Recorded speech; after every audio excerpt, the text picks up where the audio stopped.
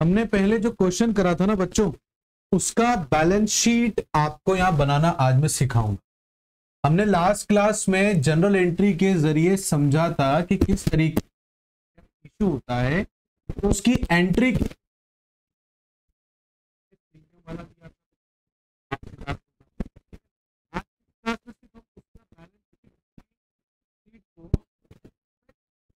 होते हैं, उसे हम लोग यहां पर जो है करके देखेंगे। आई होप पहले की तरह आपको बहुत अच्छे से कॉन्सेप्ट क्लियर होगा, ठीक है ना।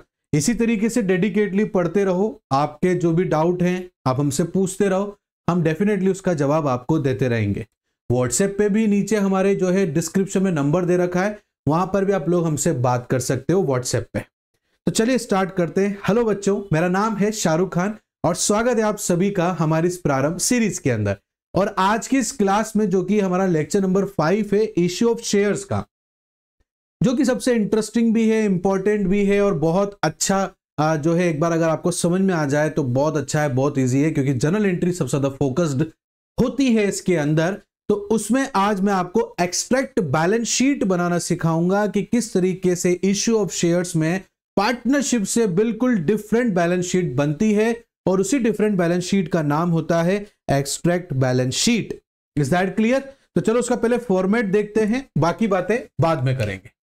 तो देखो बेटा, ये इसका फॉर्मेट है, और सबसे विचित्र बात यह है कि कॉपी के अंदर आपको दिखाना तो सबसे पहले यह है, बट इससे पहले वर्किंग नोट बनता है, उसके बिना आप एक्सट्रैक्ट बैलेंस शीट को मेंटेन नहीं कर सकते हो, ठीक है। तो यहां लिखेंगे अपन बैलेंस शीट एज एट 31 मार्च। कौन सा ईयर था भैया?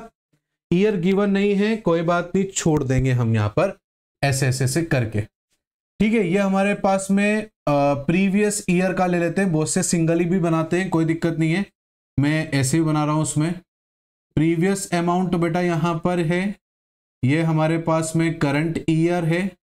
यहां हम नोट नंबर, जो कि वर्किंग नोट बनाएंगे ना, तो नोट टू अकाउंट जो बनाएंगे उसमें जो नंबर होगा वो हम लिखेंगे। ये है हमारा पर्टिकुलर। Is that clear? अब कॉपी के अंदर इसको दिखाना तो पहले देखो, इसका क्वेश्चन देख लो, याद होगा आप लोगों को, ये क्वेश्चन हमने किया था, इसकी जनरल एंट्री हम लोग कर चुके थे, बट आज जो है हम इसकी बैलेंस शीट करेंगे। और नोट टू अकाउंट से पहले आप इसको नहीं बना सकते हो बेटा, इसलिए नोट टू अकाउंट को भी बनाना जरूरी है, और ये भाई साहब को भी बनाने का एक फॉर्मेट होता है, ठीक है। ये इस तरीके सेम इसकी तरह फॉर्मेट होता है बच्चों, ये इस तरीके से, यहां भी आप अमाउंट मेंशन करेंगे और यहां पर भी आप अमाउंट मेंशन करेंगे। और इसको करने का एक फॉर्मेट होता है, सबसे पहले यहां लिखेंगे शेयर कैपिटल, और शेयर कैपिटल का पहला सब जो टाइटल होता है वो होता है अथोराइज्ड, कि आपको कितना मार्केट से पैसा उठाने के लिए सेबी ने बोला हुआ है।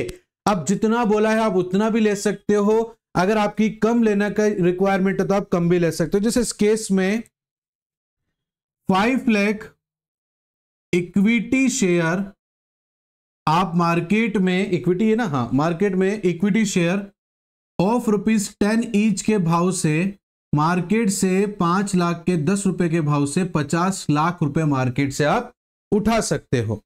बट इस कंपनी ने क्या करा, इशूड किया उसमें से सिर्फ और सिर्फ 2 लाख रुपए, और ये इशूड भी हुआ, सब्सक्राइब्ड भी हुआ और फुल्ली पेड अप भी हुआ। कई बार क्या होता है, इशू किया, जितना इशू किया उतना जो है कंपनी क्या कहते हैं, पब्लिक ने नहीं खरीदा, उससे कम खरीद लिया, और कम खरीदा तो उसमें किसी ना किसी जो है कॉल का पैसा नहीं दिया। बट इस केस में क्या है, जितना इशू किया उतना ही सब्सक्राइबर, और उसका पूरा का पूरा पैसा भी आ गया। तो 2 लाख इशू किए थे, ये देखो 2 lakh equity shares of ₹10 each, जिससे कंपनी के पास में कितने रुपए आए बेटा, 20 लाख रुपए कंपनी के पास आ गए हैं। Is that clear? यहां तक बात समझ में आई बेटा आप लोगों को? चलो दूसरा है यहां पर हमारे पास रिजर्व एंड सरप्लस। याद है आपको सिक्योरिटी प्रीमियम रिजर्व, उसका हमारे पास टोटल कितना पैसा था बेटा, उसको लिखेंगे। तो यहां लिखेंगे security premium reserve, premium reserve, और इसका जो हमारे पास टोटल था बेटा 5,25,000 रुपीज था बेटा। ये भी यही लिखेंगे। और तीसरा एक और चीज था बेटा, वो था cash and cash equivalent. Cash and cash equivalent, cash at bank. जो हमारे पास में आपको बता दूं मैं, जितनी भी जनरल एंट्री है उसमें जितना भी बैंक डेबिट हो रहा है उन सभी के अमाउंट को प्लस करोगे, और इफ इन केस उसी जनरल एंट्री में अगर कोई बैंक क्रेडिट हो रहा है तो उस डेबिट वाले बैंक में से, मतलब पहले तो आप क्या करो, जितने भी बैंक डेबिट हो रहे हैं ना जनरल एंट्री में, उनको सबको प्लस कर लो। उसके बाद देखो कि कहीं पर कोई बैंक अकाउंट क्रेडिट तो नहीं हो रहा है, अगर हो रहा है तो उसको लेस करेंगे। लेस करने के बाद जो हमारे पास पैसा बचेगा, इसका मतलब ये होता है कि हमारे पास इतना पैसा आया है इसको इशू करने पर। तो हमारे पास में 25,25,000 रुपीज आया है। Is that clear? क्या कहा आपको, जनरल एंट्री में चेक करना है, जितना भी बैंक डेबिट हो रहा है सबको प्लस कर लो, और चेक करो लास्ट में कि कहीं पर कोई बैंक क्रेडिट तो नहीं हो रहा है। अगर क्रेडिट हो रहा होगा तो उस टोटल में से लेस किया जाएगा। बच्चों यहां तक मेरी बात समझ में आई आप लोगों को? बस नोट टू अकाउंट बन गया, मतलब आपने आधी बैलेंस शीट कवर कर ली। तो पहले यहां पर हम लोग बनाएंगे पहला, और यह लिखेंगे इक्विटी एंड लायबिलिटीज, ये मेन हेडिंग है। Is that clear? और इसमें जो है बेटा सबसे पहले लिखेंगे हम यहां पर शेयर होल्डर्स फंड, और इसमें ए लिखेंगे शेयर कैपिटल। तो शेयर कैपिटल कितना है बेटा हमारे पास में 20 लाख रुपीज। ये रहा देखो बेटा, तो नोट टू अकाउंट नंबर 1 है बेटा, उसमें हमारे पास ये 20 लाख रुपीज आ चुका है। Is that clear? उसके बाद में रिजर्व एंड सरप्लस भी बेटा इसी में ही आएगा। तो यहां लिखेंगे रिजर्व एंड सरप्लस, और reserve and surplus second number पे लिखा हुआ है बेटा, यहां सेकेंड नंबर डाला जाएगा, और 5,25,000 रुपीज लिखा जाएगा। इसके अलावा ये आपकी लायबिलिटी कंप्लीट हो गई है बेटा, इसको प्लस कर देंगे तो 25,25,000 रुपीज आ गया।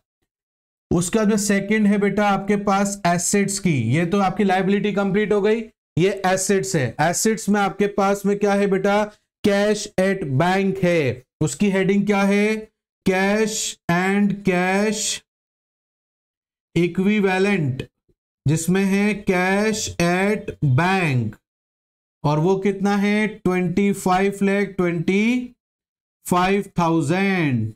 और मैंने आपको क्या बोला था बेटा कि हमेशा बैलेंस शीट का एसेट साइड लायबिलिटी साइड बिना बैलेंस को मैच करे, एकदम मैच ही आएगा, दोनों तरफ का टोटल इक्वल ही रहेगा। और यहां देखो, यहां पर लायबिलिटी का साइड भी 25,25,000 है, और यहां पर भी 25,25,000 रुपीज है। इट मींस हमने कहीं पर भी किसी प्रकार से इस क्वेश्चन के अंदर कोई भी मिस्टेक नहीं की थी बेटा, और इस तरीके से हमें बैलेंस शीट को बनाना होता है इश्यू ऑफ शेयर्स के अंदर।